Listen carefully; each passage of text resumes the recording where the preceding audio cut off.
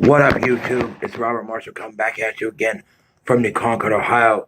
This is Rambling Vapor 740. It's Ohio Rambling Vapor. How is everybody? How is the vape family? So today I'm going to do a little short video. I'm going to try to keep it a short video, but everybody knows I'm the Ohio Rambling Vapor, so I don't do short that much. We're going to have some janky camera angles and probably some stuff where you're like, what the heck are you doing? But anyway, what's up, vape family? What I'm going to do today is I'm going to try to do a short and sweet I'm going to try to do a short and sweet requested. I had a subscriber request this, my friend Dragon Dave. Big shout out to you, Dave. And he wanted me to do a wicking tutorial, which I realized I've never really done on my YouTube channel. I've always done like build tutorials and reviews and stuff. And he kind of said, well, maybe you should do like a wicking tutorial. And I will warn everyone that watches this video, I do not wick the same way that everyone else wicks, and I admit that I don't wick the same way as everybody else, and it's all subjective. But this is how I wick my RDAs. This is how I do what I do. Do you know what I mean? And there are other people who may disagree with the way I wick, and they may think that I'm wrong, and they may think that I'm not doing it right. But it's worked for me. It's worked for most of the people that I associate with. And I've taught a lot of other people how to wick, and if I'm teaching them wrong, then I'm sorry, vape industry, but it works for me, okay?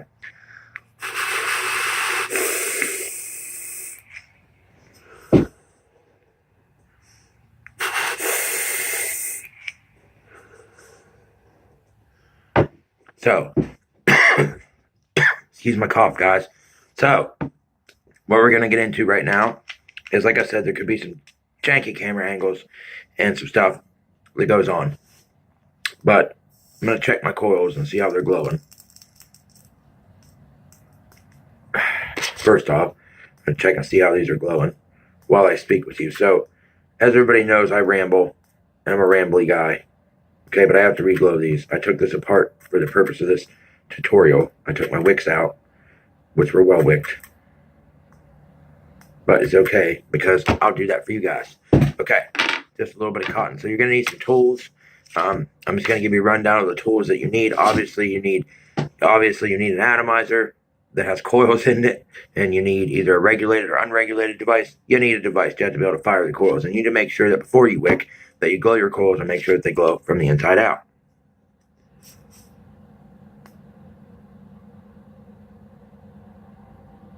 And evenly, hopefully. Okay, and evenly. Okay? You want to let those cool down after you get them glowing. Give it a little bit of time. Okay? And then what we're going to do is I'm going to try to get my camera to go down to where you can see what I'm doing somehow or the other. I don't have a bunch of fancy camera stuff, so this could be janky and partially complicated. So I apologize to all of my viewers about the situation. I don't have great camera stands and fancy electronic equipment. Oh, it's so janky, and I'm so sorry, subscribers. I'm so sorry. So we're going to go down here right quickly. I'm going to get up and close on this, if I can get it to focus. Okay. And so, again, we need these to glow from the inside out and evenly, which I'm having an issue with this second coil here. It's being a bit slow, so let me fix this. Okay. So now I have what I want out of the even glow. So once these are cooled down, ladies and gentlemen, basically the tools that you're going to need are, I use Japanese cotton squares. You're going to need a pair of scissors, and I use these some, but the other thing that I use, and this is traditionally where I wick very different than other people, you will need these. There's a specific reason for your ceramic tweezers. And I use the Stanley screwdriver sets religiously, and you need the smallest screwdriver. As you can see, mine is absolutely wrecked because I've been using it for 2 or 3 years. They're really good screwdrivers. Anyway, okay, so I know that my camera angles suck. I get the concept that I don't have the best camera equipment. But here's what you're going to do, and this is highly important to me. These Japanese cotton squares have this really thick, dense outside to them, okay, and it doesn't wick well. So what you need to do is get the very, very top layer of this square. See there? Try to do this so everybody can kind of see it. See how I have this peeled up and you're just going to peel this entire top surface off. Okay, so that's one side. See how I took this thin, almost translucent layer of cotton off. Okay, and you're going to do exactly the same thing with the opposite side. Okay, if you're using anything, any kind of different wicking material, you're still going to wick the same way. You're just going to have to go about it differently. And this is part of the reason why, see, and I tore the other side off. Now, that one's a little thicker than the other one, but you should get a frayed kind of, you know, open, celly kind of thing out of your cotton. And then what you're going to do is, and this is what I do, is I take my coil and I line my cotton up to it as such, and I cut my cotton slightly bigger than the necessity of the width of the coil, so it'll stay nice and tight. Okay, so I'm just going to cut that with my scissors, and I'm going to cut one approximately the same width because this is a dual coil build. Okay. By the way, if you had any questions about what I am building on currently, I am actually building on, I'm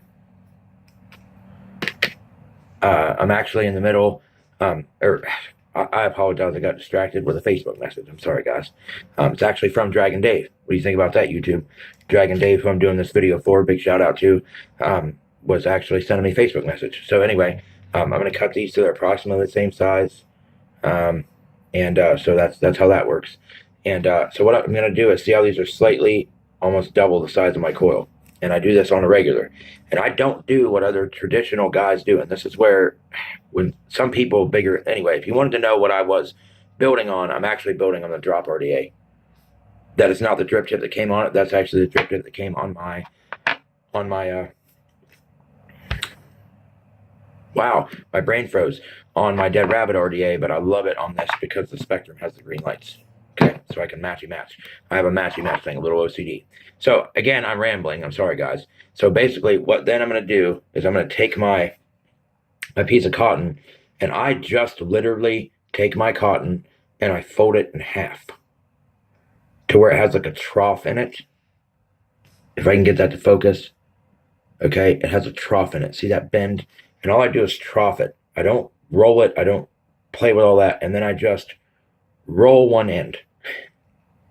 I literally just roll one end like that to where I can fit it through the coil.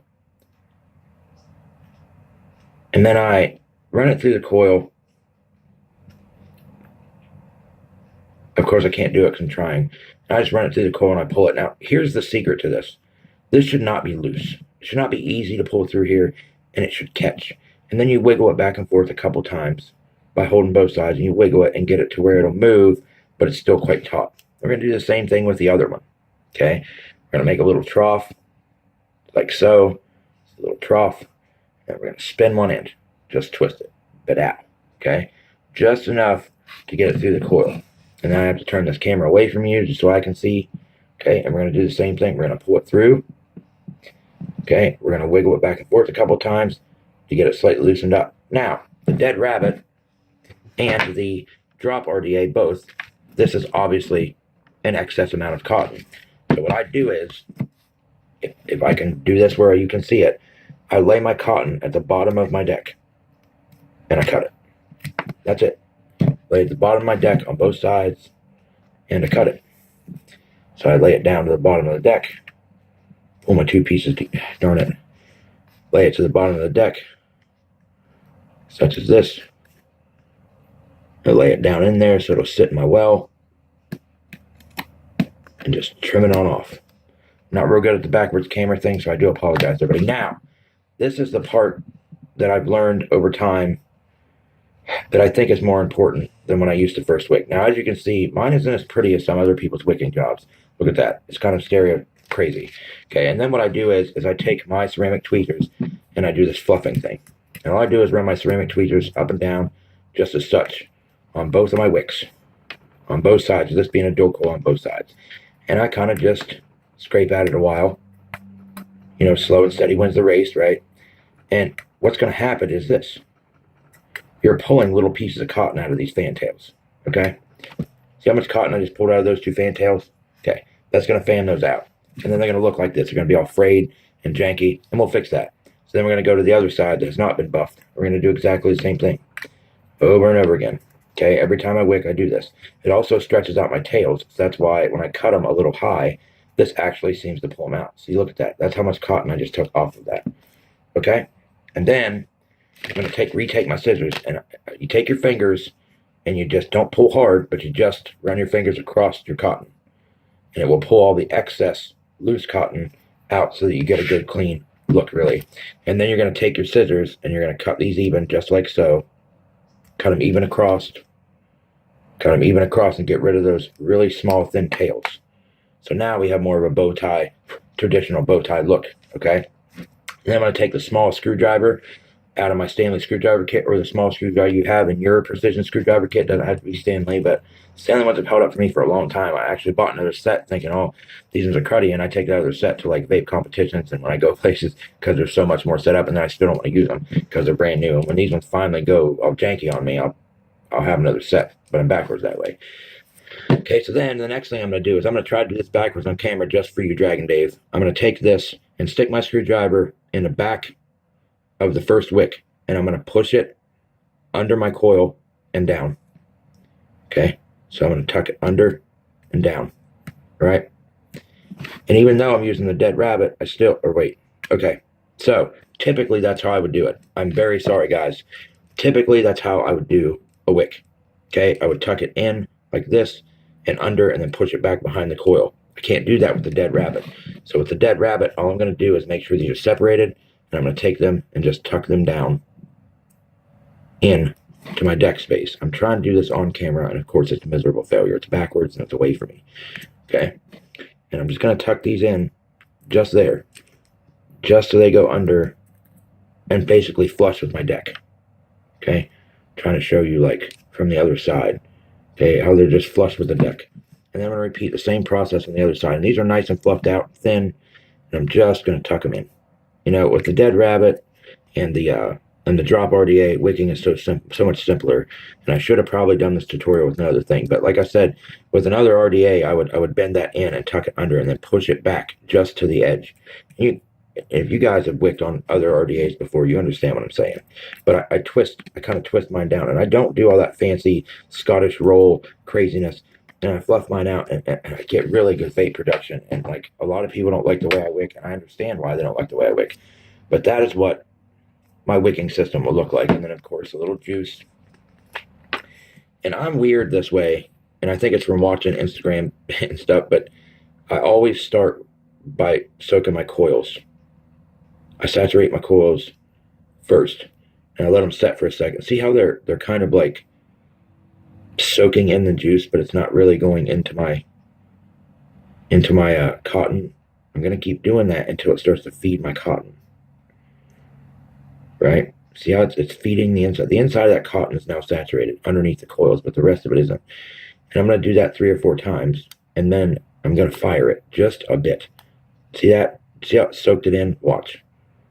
Okay, these are fused Claptons, but see the juice, and then now it's going to fire because they're saturated. So you want to make sure that your coils are full of juice from the get-go, because it allows the coils to feed, and the heat source is different. I don't know why it works that way. I don't understand the mechanics of it all, but I do this every time I re-wick something, because the coils themselves are what are feeding it. Okay, and then I'm just going to juice the crap out of it and play with it. And I want to push these in to the deck some. See how I have a little, let me try to see that space. That space is extremely important to me in my wick caps, because then when I drip, it doesn't run all over the place, you know, when I blab my juice in there. Okay. All right. And so that, I'm not the most beautiful wicker, and my wicks aren't perfect like my man Grim Green and Squid Dude and M Turk and a lot of these other guys are really, really, Squid Dude and all those, Blue Eyed Goon have the prettiest wicking. I mean, it's decent wicking. It's not super spectacular, but at 55 watts, we don't have a vapor production issue. See what I'm saying? So I'm going to come back to the angle I'm used to, and we're going to have a vape on this. Sorry about my camera angles. I'm going to apologize again because they're all good. I'm so sorry. So sorry about my camera shenanigans today, guys. It's terrible. I'm usually better than this. I've told everyone a million times that I do my cellular phone. And trying to do, I gotta get a good digital camera, but I just haven't been able to yet, guys. So we're at 15 minutes. So what we're gonna do is I'm gonna burn this again at a better view for you at 55 watts. Okay. This is gonna give me decent flavor and decent cloud. Okay. So big shout out again to Dragon Dave and to all my subscribers who watch this video. If you see this video and you're not a subscriber and you want to get notifications for my videos, make sure you push the little bell after you subscribe. And like I always say, vape happy, vape safe. Peace out, YouTube.